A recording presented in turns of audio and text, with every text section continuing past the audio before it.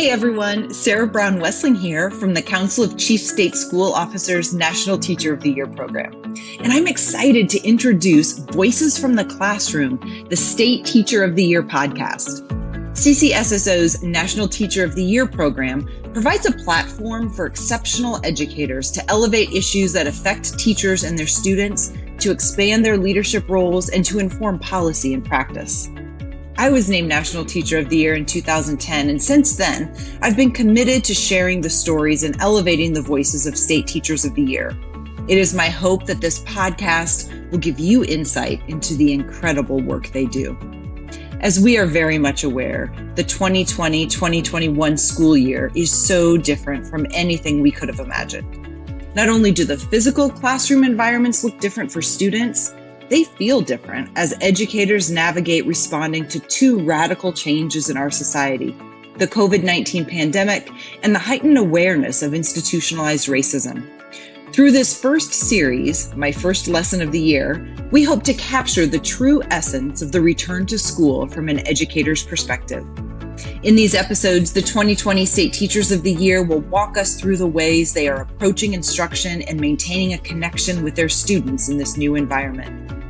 You can join the conversation on social media too, by using the hashtag NTOY20 or by visiting us online at ntoy.org. That's NTOY.org. Let's begin.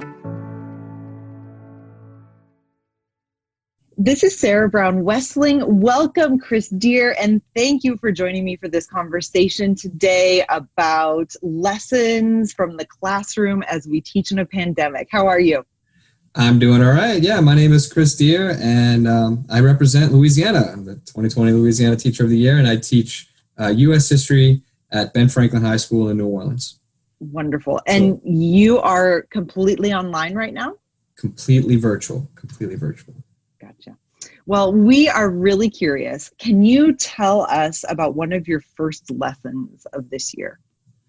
Sure, yeah. So this is my first year at this school. So it was interesting to teach at a new school and do it virtually. But one thing that I wanted to do was give the students an opportunity to tell me about the school itself. So some teachers and I got together a document-based question: what should we know about Franklin?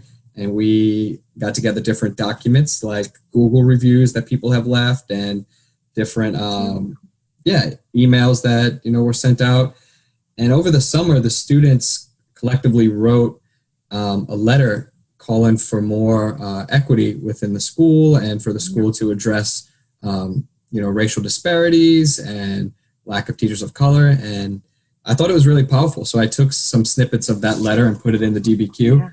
And I think the students saw that and they respected it. Like, he's absolutely trying a bit. And then they had the opportunity to tell me about the school and sort of teach me. And I thought that was a really fun lesson. I got to know about the school through their lens instead of what, I've heard.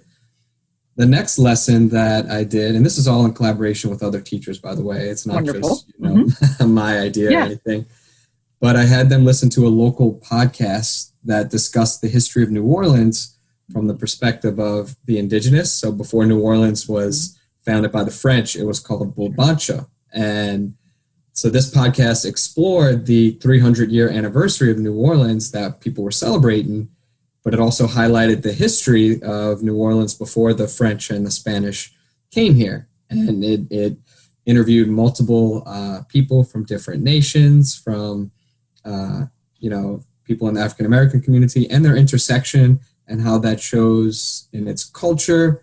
For instance, the Black community here has the Mardi Gras Indians, which is a really famous type of cultural, trait that is here, where people dress up in, beautiful beaded garments and whatnot. Yeah. So we did that, and then we got to talk about the history.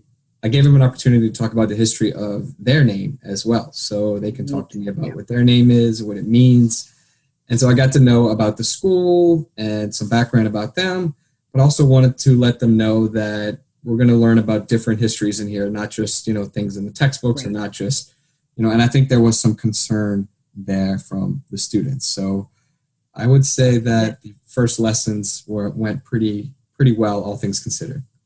That is so wonderful. There's so much in those descriptions that I think it's just so powerful. So first of all, some teachers may not know what a DBQ is, but I think it would be helpful, right? Because you're kind of layering here. So when you talk about creating a DBQ, that's also a get to know you, learn about the school lesson. You're like layering some central skills to what you teach, right? Right. And a DBQ essentially is, it starts off with a question, a document-based question. And the question that I posed is, what should I know about Franklin as a new teacher? And then I gathered the documents that we analyzed together. Yeah. And the conclusion is they let me know. And DBQs are something that is really, popular in AP US history. So it's something they're going to have to learn how to do. So I thought it was an interesting way to kind of teach that skills content, but also incorporate it with a get to know you. And then the kids can tell me about the school and what I need to know. So I thought, I enjoyed that as well. And that's so neat. I mean, I think it takes these skills that can sometimes feel really intimidating, and it makes them accessible. It makes them personally relevant. And I think it just really gives them access to this critical thinking, I think, through just this really powerful lens. And like you said, that you are exploring all of these histories, right?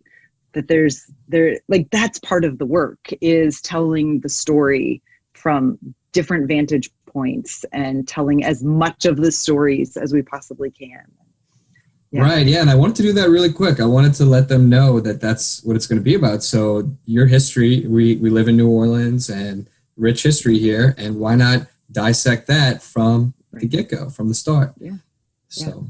And so much more powerful than just saying, I value local histories. You're actually, embedding it in those first days. So whether you say it or not, they know it, they've experienced it, they've lived it. That's right. Yeah. This is their history. This is not just, So. Yeah, that's so neat. So I'm kind of imagining some ways that this is different than how you usually start the year, but I would like to hear that from you. Where do I begin? This is very different from my usual start of the year. I'm not teaching in the parish that I taught in for 10 years. So it's a neighboring parish, which might not seem like a big deal outside of Louisiana, but people are, people stick to their neighborhoods and their parishes here. So I'm teaching in a place where I may have been born near, but am not actually from in New Orleans. So that was different to do that, and to do it virtual was incredibly challenging as well.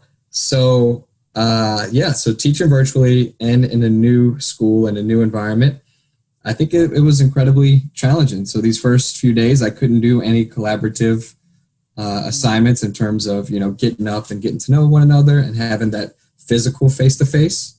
So trying to compensate that with these different lessons and ideas. Yeah, it was a challenge, but we made it work. And that's what we have to do as teachers, right? We have to continually make it work whenever we can with what we have. So true. So what did you learn from this?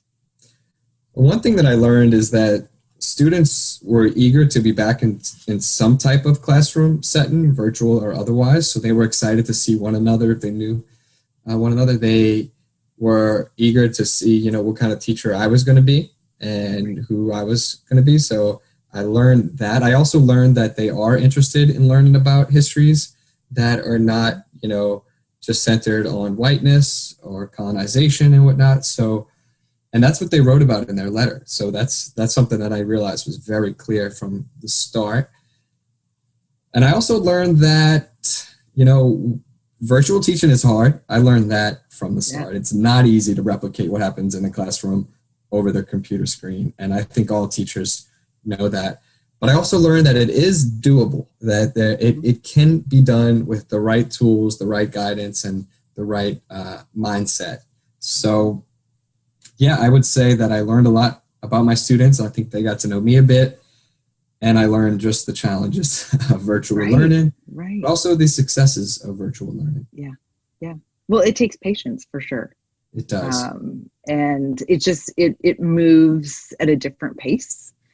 And some things seem faster and some things seem slower. And just, relearning all of that, I think is tough, and also in some ways kind of liberating, because I think it forces us back into some really central questions about who we are as teachers and about our craft, and maybe some questions we haven't asked ourselves in a long time. So. Yeah, and I think also there's a lot of issues that are always happening with virtual learning that you don't really, experience in the classroom. I was teaching a class in the first week, and my dog got tangled up in my headset wire and just completely choked me, and the kids are just watching this go down, and then he unplugs the internet, and I'm kicked off my own call and stuff. And they were real chill about it, but I was like, this is something that you don't expect to happen, but you're just teaching, and all of a sudden it's absolute chaos. And there it is. There it is. Well, Chris, thank you so much for taking the time to have this conversation, to be so transparent about your classroom, and to share the ways that you're figuring this out and making this work. So we're really excited to share this with teachers broadly. And I know it's going to inspire people the way that it has inspired me. So thanks so much. All right. Well, thanks so much for having me, Sarah. It was my pleasure. Absolutely. Thank you for listening to the first series of Voices from the Classroom, the State Teacher of the Year podcast. This podcast is brought to you by the Council of Chief State School Officers National Teacher of the Year program. It's our honor to elevate the voices of educators across the country and provide them with a national platform to amplify their message and advocate on behalf of their students and colleagues. Please share these lessons on social media with the hashtag NTOY20. That's hashtag NTOY20. Let's keep the conversation going.